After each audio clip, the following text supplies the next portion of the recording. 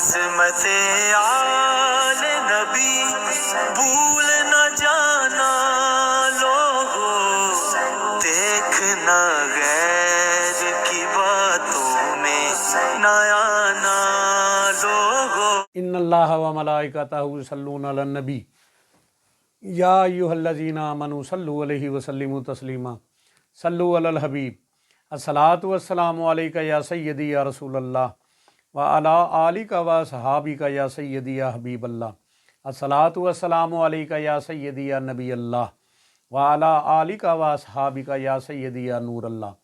سبحان ربک رب العزۃ عما یصفون وسلام علی المرسلین والحمد للہ رب العالمین والصلاۃ والسلام علی سید المرسلین۔ اما بعد فاعوذ باللہ من الشیطان الرجیم، بسم اللہ الرحمن الرحیم۔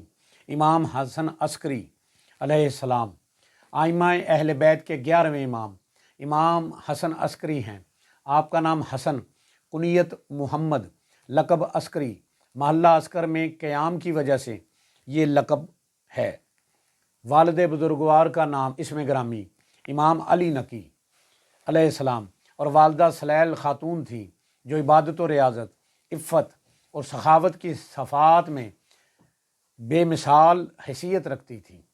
آپ کی ولادت بروز جمعہ 10 ربیع الثانی 232 ہجری بمطابق 3 دسمبر 846 کو مدینہ منورہ میں ہوئی۔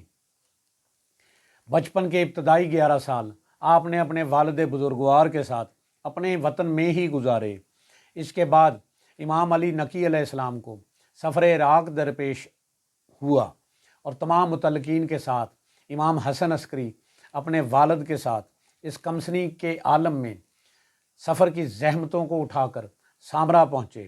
یہاں کبھی قید، کبھی آزادی، مختلف دور سے آپ کو گزرنا پڑا، مگر ہر حال میں آپ نے اپنے والد بزرگوار کے ساتھ ہی رہے۔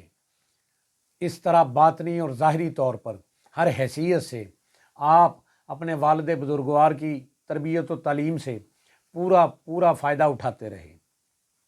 254 ہجری میں آپ کی عمر 22 برس کی تھی جب آپ کے والد بزرگوار حضرت امام علی نقی علیہ السلام کی وفات ہوئی، اور آپ نے اپنی وفات سے 4 مہینہ قبل آپ کو اپنا جانشین مقرر کر دیا اور تمام گواہیاں بھی لے لیں۔ اب امامت کی تمام تر ذمہ داریاں امام حسن عسکری کے کندھوں پر آ گئیں، جنہیں آپ باوجود شدید مشکلات اور سخت ترین ماحول کے ادا فرماتے رہے۔ امام حسن عسکری کی یہ خصوصیت ہے کہ آپ ان تمام تکالیف اور مصائب میں بھی اپنے والد بزرگوار کو حراست کے دوران بھی نظر بندی کے متعدبار آپ نے یہ تمام تکالیف نظر بندی کے دوران بھی برداشت کی۔ اس کے بعد جب آپ کا دور امامت شروع ہوا تو سلطنت بنی عباس کے تخت پر معتز باللہ، عباسی مہدی اور معتمد کی حکومتیں قائم ہوئیں۔ ان میں سے کوئی ایک بادشاہ بھی ایسا نہ تھا جس کے زمانہ میں امام حسن عسکری کو آرام و سکون ملتا۔ باوجود یہ کہ اس وقت بنی عباس بڑی سخت الجھنوں اور سیاسی پیچیدگیوں میں گرفتار تھی، مگر ان تمام سیاسی مسائل اور مشکلات کے باوجود حکومت نے امام حسن عسکری کو قید و بند میں رکھنا سب سے زیادہ ضروری فریضہ سمجھا۔ اس کا خاص سبب رسول خدا حضرت محمد مصطفیٰ صلی اللہ علیہ وآلہ وسلم کی یہ حدیث تھی کہ میرے بعد میرے 12 جانشین ہوں گے، ان میں سے آخری مہدی آخر الزمان آل محمد ہوگا۔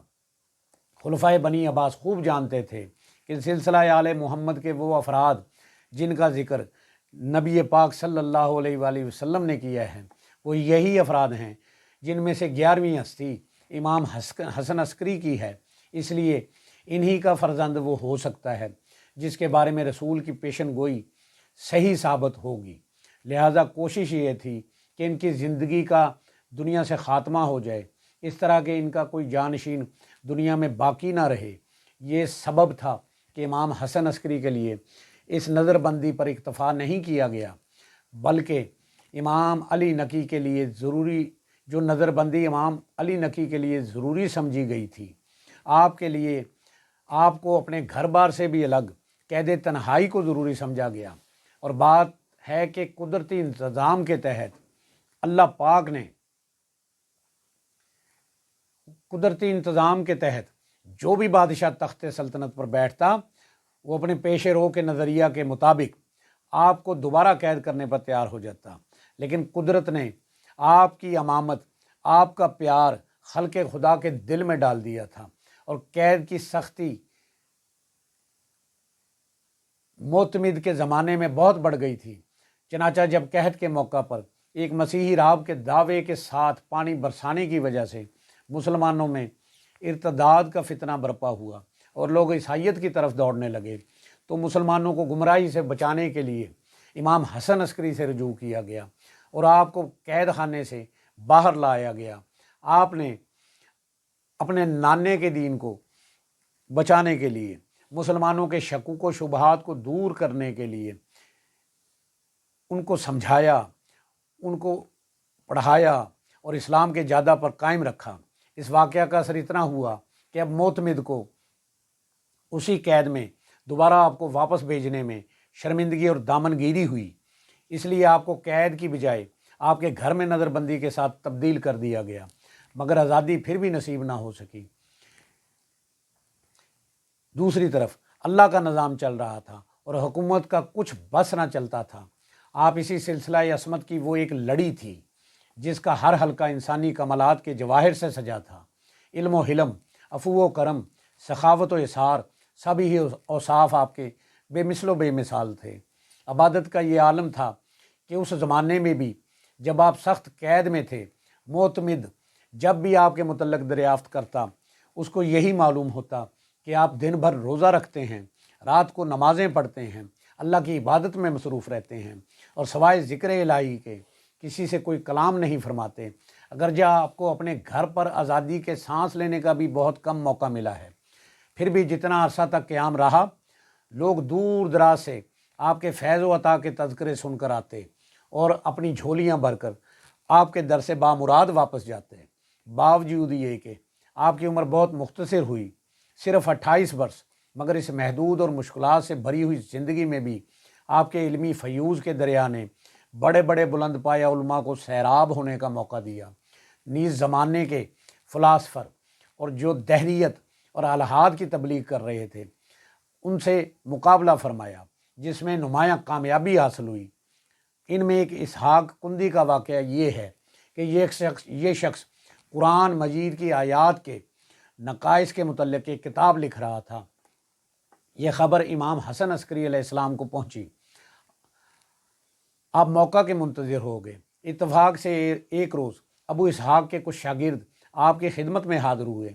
آپ نے ان سے فرمایا، تم میں سے کوئی اتنا سمجھدار آدمی نہیں جو اپنے استاد کندی کو اس فضول مشغلے سے روکے جو انہوں نے قرآن کے بارے میں شروع کر رکھا ہے؟ ان طلبہ نے کہا، حضور ہم ان کے شاگرد ہیں، ہم بھلا ان پر کیا اعتراض کر سکتے ہیں؟ امام حسن عسکری نے فرمایا، اتنا تو تم کر سکتے ہو کہ کچھ باتیں میں تمہیں بتاؤں اور تم جا کر اس کو کہو، اس کو بتاؤ۔ اس پر وہ راضی ہو گئے۔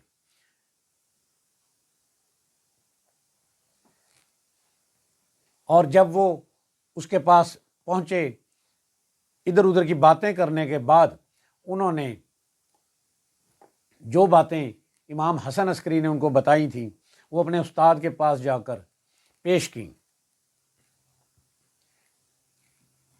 استاد نے کہا کہ یہ جتنی باتیں تم نے میرے ساتھ کی ہیں یہ تمہاری قابلیت سے بالا تر ہیں، سچ سچ بتانا یہ تمہیں معلوم کہاں سے ہوئی؟ پہلے تو ان طالب علموں نے چھپانا چاہا کہ یہ چیزیں خود ہمارے ذہن میں آئی ہیں، مگر جب اس نے سختی کی تو انہوں نے بتایا کہ ہمیں ابو محمد حسن عسکری علیہ السلام نے یہ باتیں بتائی ہیں۔ یہ سن کر اس نے کہا، سوائے اس گھرانے کے کہیں سے یہ معلومات حاصل ہو ہی نہیں سکتی تھی۔ پھر اس نے آگ منگوائی اور جو کچھ لکھا تھا نظر آتش کر دیا۔ معتمد باللہ عباسی خلیفہ کے بھجوائے ہوئے زہر سے 8 ربیع الاول 260 ہجری میں آپ نے شہادت پائی اور اپنے والد بزرگوار کی قبر مبارک کے پاس سامرا میں دفن ہوئے، جہاں حضرت حسن عسکری کا مزار مبارک مرجع خلائق اور زیارت ہر خاص و عام ہے۔ آپ کے بعد آپ کی زوجہ نے ام البنین کے فرزند کے ہاں پناہ لی، جو نسل در نسل سادات کی خدمت و نصرت میں مشغول رہے۔ اللہ پاک سے دعا ہے کہ اللہ پاک ہمیں آئمہ اہل بیت کی محبت، آل رسول کا ادب اور ان کی عظمت پہچاننے کی توفیق دے۔ اللہ سے دعا ہے کہ وہ ہمیں راہ حق پر چلنے کی، حق بات کہنے کی، سننے کی اور اس پر عمل کرنے کی توفیق عطا فرمائے۔ ہم سب کی جان آقا صلی اللہ علیہ وسلم کا فرمان عالی شان ہے، جو شخص میری امت میں نیکی پھیلائے یا اچھی بات پہنچائے اللہ اس سے پیار کرتا ہے اور جنت اس کا مقدر ہے۔ جس کسی نے بھی دعا کے واسطے یا رب کہا، کر دے پوری آرزو ہر بے کس و مجبور کی۔ جس کسی نے بھی دعا کے واسطے یا رب کہا، کر دے پوری آرزو ہر بے کس و مجبور کی۔ یا الہی بحق محمد رسول، دعا مجھ گناہ گار کی کر قبول۔ آمین بجاہ نبی الکریم الامین، وآخر دعواہم ان الحمد للہ رب العالمین۔